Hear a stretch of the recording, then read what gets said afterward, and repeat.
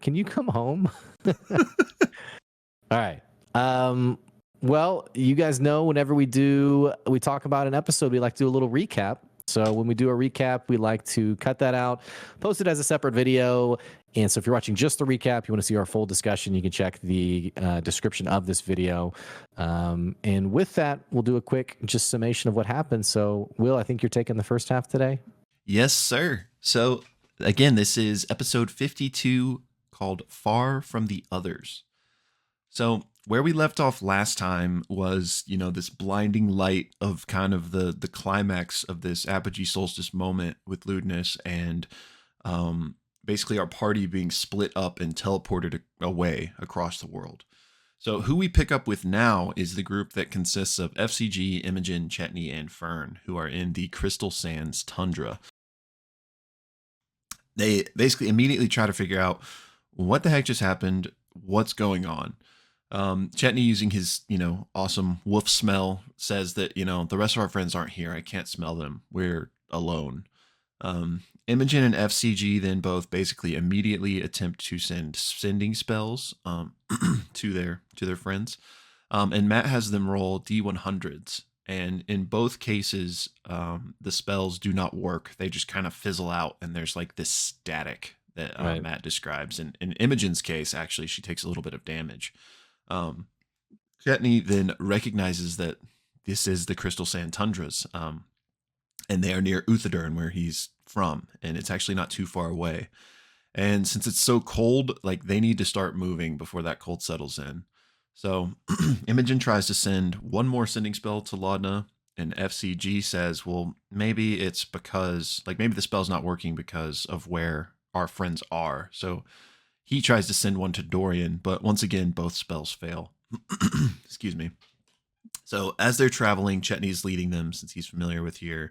But everyone has to make a Constitution saving throw against this cold weather. And Fern actually fails and suffers a point of exhaustion. Mm-hmm. So as night begins to fall, they realize they need to find shelter. So Imogen casts Fly, and Fern uses her new wild shape ability to turn into a flying creature since they leveled up, and turns into a shoebill. And between the two of them, they're able to make everyone fly. And so they take to the skies and are looking for a place to sleep tonight. They eventually find this cave, and they're like, okay, let's land. And they're cautiously investigating it, making sure that this would be a safe place. They don't see anything, so Imogen casts Detect Thoughts to see if she can sense anything, and she doesn't at first, but then suddenly she gets a ping as this lizard salamander bursts out of the ground, and we roll initiative. So as always, to try and go through combat a little bit quicker, I'm just going to hit the highlights. This lizard salamander creature is no joke, and like I mentioned, Fern has exhaustion, and the party is just wiped out to begin with. They haven't rested since before they infiltrated the excavation site. And this lizard also has this devastating ice breath attack. It's does 40 points or something. It's crazy. It does a ton of damage. So they're going at it. Imogen casts Lightning Bolt. Chetney whips out, Esdros's Turmoil, casts Shatter through it. They're doing some damage, but they're also taking a lot, when suddenly they notice two other kind of shapes move from the mouth of the cave, and they hear a gunshot. And that's when Matt asks Abria and Christian to join the table. Oh my gosh, I love this moment. And they roll initiative, and Christian Navarro is up first, and he describes his character as this emerald green, rose gold Aormaton. It's very elegant with a feminine face and wearing this long trench coat. There's no sleeve on the right side, however, because instead his arm is transformed into a blunderbuss, and that was the gunshot that they heard. They're much taller as an Aormaton than FCG, standing at 6 feet tall, and they have legs. Next up, we have Abria Iyengar's character, who is this 3 foot tall, dark skinned gnome wearing heavy golden armor with a massive symbol of the Dawnfather. The party quickly realizes at the very least these two are not in cahoots with the salamander because they're attacking it. So everyone basically, for now, turns their attention back towards the salamander. Combat continues. Abria's character is like, "What's going on here?" And she casts Mass Cure Wounds on everyone. Um, Combat continues, and eventually we get the "How do you want to do this?" from Fern using a Scorching Ray. So with the chaos kind of calming down, everyone's like kind of checking on each other, and then the introductions begin. The gnome introduces herself as Deanna and then slaps Chetney, saying that he knows why. Yeah. And she then tells her Aormaton companion, like, yeah, just kill him. Yeah. And FCG's like, yeah, don't do that. And that's when Christian's character notices that FCG is also an Aormaton. And they ask, do you know D? And the gun on their arm like shifts back into a normal hand. Introductions continue. They say that I'm Frida, and FCG's like, I haven't met D, but I've talked to him through messages. And we then find out that Chet and Deanna were an old fling together a couple Yeah. hundred years ago. She says it's a long story, but they decide they need to all make their way to Uthadurn, and Bell's Hells kind of explain what they've been through, what happened, Yeah. like how they ended up here. And they actually ask, like, hey, are y'all's magics feeling off? I think Imogen asks. And Yeah. Deanna's like, Right. it does feel a bit weirder, like the Dawn Father is leaning away. Yeah. Right. They do decide to find just a safe place in this cave to sleep for the night before continuing on, and they kind of get to know each other a bit more. With the party basically wanting to know what's going on with Deanna and Chetney. Yeah. Deanna admits that it was a fling, but it didn't end when she wanted it to, but they had some beautiful memories. Then she actually met her husband, had a family, and was killed, Yeah. but she Jeez. got better. She she traveled after her and Uthadurn, or her and Chetney broke up. She said she traveled to Uthadurn to see where he had come from. And there was this attack at the Midsummer Festival there, and she said this was in the mid 600s, so like 200ish years ago. And there was a big creature, and she was killed. Her husband became an adventurer and eventually found a cleric of the Dawnfather to resurrect her. She'd been dead for almost 200 years. She says that, she was beyond. She had traveled to the place after this, Yeah. and they're like, well, what was it like? And she basically has this metaphor about, like, if you're a snowflake, like while you're living, dancing on the wind, death is like that snowflake landing on the ocean and kind of melting into it. Um, she says her family that she had, they're all grown up now with families of their own, and her husband named Dustle is old, and he moved on after bringing her back. He just wanted to keep his promise. And it was just only a few years ago that she met Frida, whom Frida just woke up near Uthadurn one day very confused. And Frida heard Deanna laughing and thinks that their job back in the Aor days must have been to like record and have recordings of people's laughter. So he heard Deanna's laughter, and his instinct was to like protect. Um, D did wake Frida up, but Frida never met D. And FCG shares his kind of similar awakening story and his history as a murder bot essentially. And Frida asks, did you choose your name? What does that stand for? And FCG says, no, my dancer gave me that name. And Frida says, I didn't choose mine either. And they take off their like faceplate and reveals that Frida is also an acronym standing for Far Ranging Integrated Defense Aormaton. Frida then tells FCG about this man, Jacoby Masel, an individual in Uthadurn who is the one that made their little blunderbuss arm. And it's like, you need to check them out. Frida then privately checks in with Deanna, who's kind of freaking out. She thinks all these people are cool and wants to impress them, but she's still pretty pissed at Chetney. They ask, why the Dawn Father? Why does she serve them? And she's like, well, I was brought back like a cleric, like I said, and I just kind of felt a connection.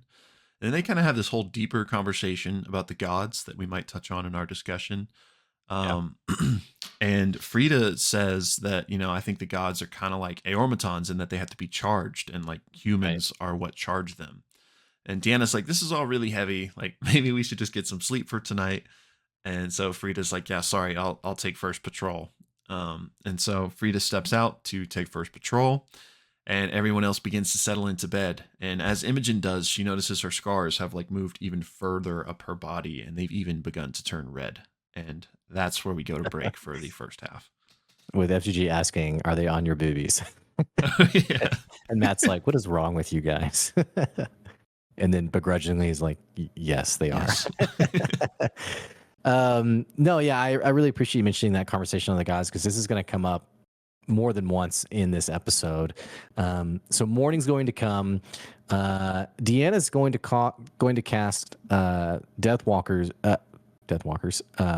Death's Ward on Chetney, which is basically if you were going to die, you instead pop up with 1 hit point.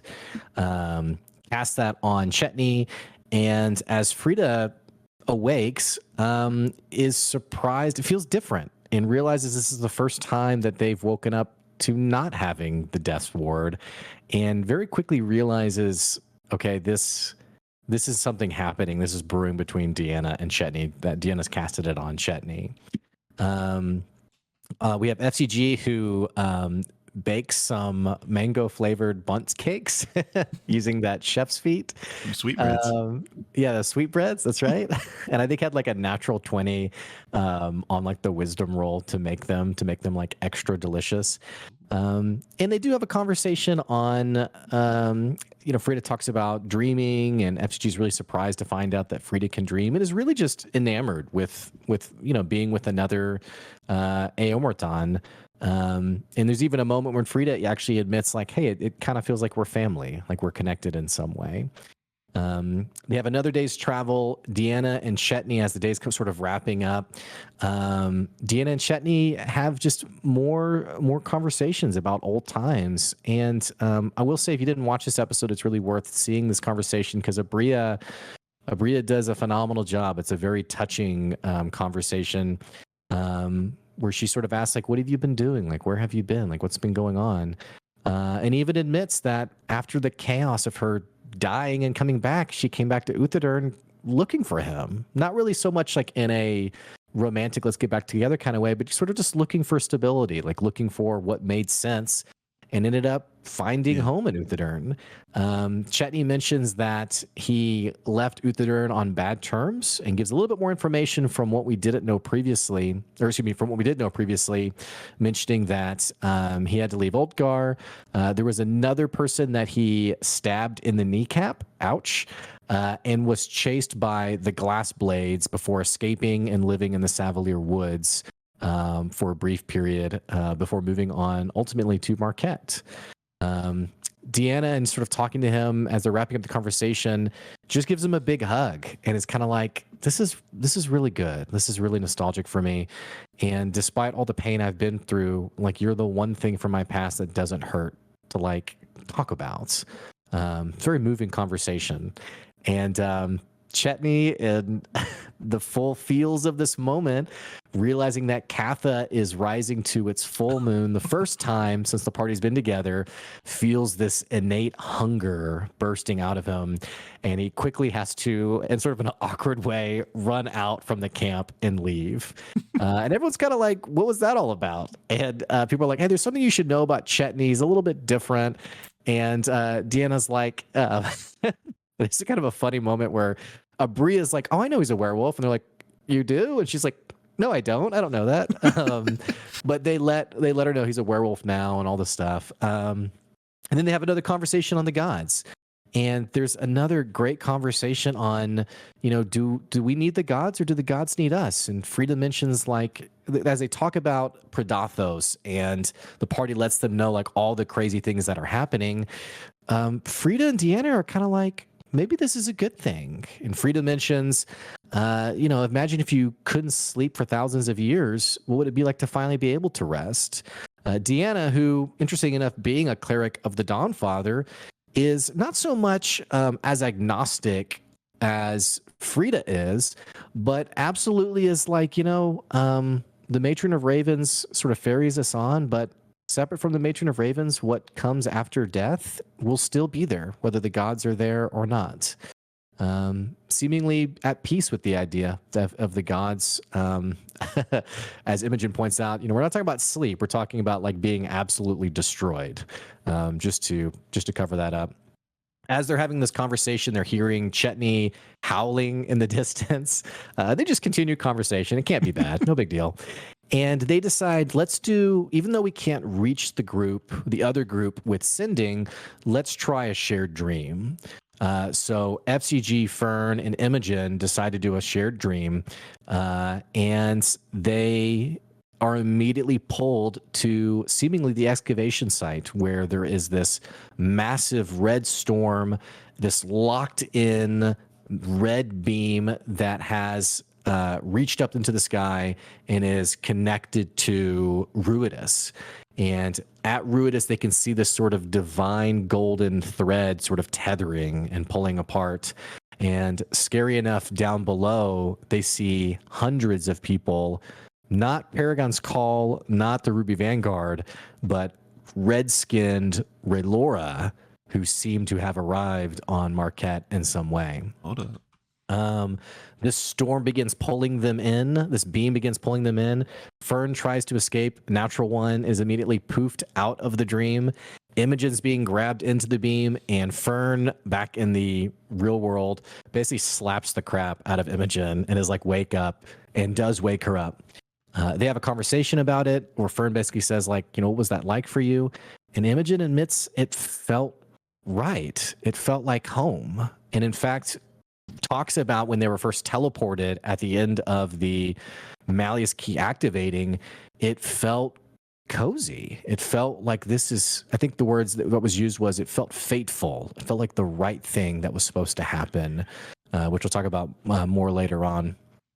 All that to say, everyone goes to sleep. Frida takes watch again, and on Frida's watch, they run into Chetney, now hungering for blood, prowling in the forest, and they both roll for initiative. And it's Werewolf Chetney versus Frida. And Frida, realizing that Chetney is still down in there, begins playing the recording from Deanna earlier in the day, basically saying, like, you know, you're the first thing that hasn't hurt to remember from my past, and is trying to like sort of snap Chetney out of it. Chetney, however, is basically for the next few rounds going to be ripping up Frida, grabbing him in his jaws, you know, throwing him on the ground, slamming him against rocks. And despite all of this, Frida's going to continue to try to remind Chetney of who he is, you know, playing these old sound bites.